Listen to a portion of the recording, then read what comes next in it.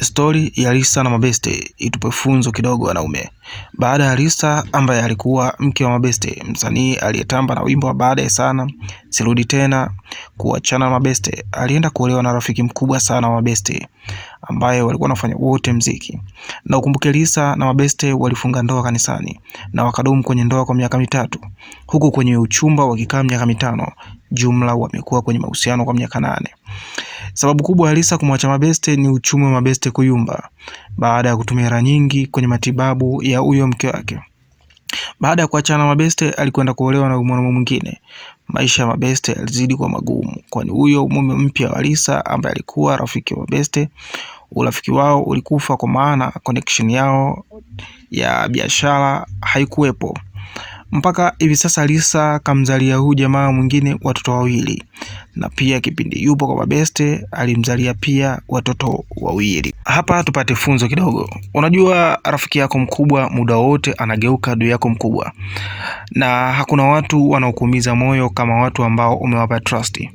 Makatili wote waliowahi fanya mambo ya ubaya mkubwa, nyuma yake ulitangulia wema na uaminifu mkubwa. Katika hili usio mwema kupita kiasi. Demu wako akikueleza habari za sijui na mchukia rafiki yako fulani, mwambie aache unafiki, maana ukianza kufuatilia utagundua ni utofauti na maelezo yake. Ndio maana anasemaga hakuna mtu mwaminifu sana kwenye maslahi yake kama mwanamke. Haitajalisha umetumia nini kutoka moyoni mwako. Hata ungeipindua dunia ukamchomolea hazina mpaka chimbuko lote, bado huwezi mbakiza kama yeye mwenyewe hata kuwa loyo. Mabeste kwa sasa yuko zake kajificha Marekani, akipiga harakati zingine huko kama walivyowasanii wengine waliopata fursa za kuishi huko. Mwisho kabisa, kijana msakatonge, usiumize hazina zako za uzeeni for the sake of punani.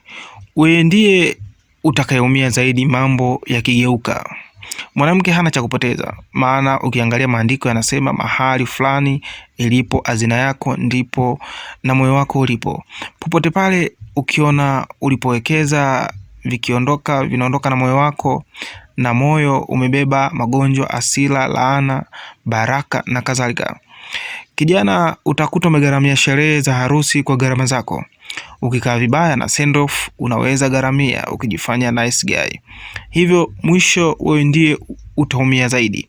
Mwanamke wako hawezi kuumia kitu zaidi ya kuhama kambi na kuanza ushirika na mtingozi mwingine. Tunza kibunda chako, mambo hayatabiriki. Is your boy Kada Stamina. Chao.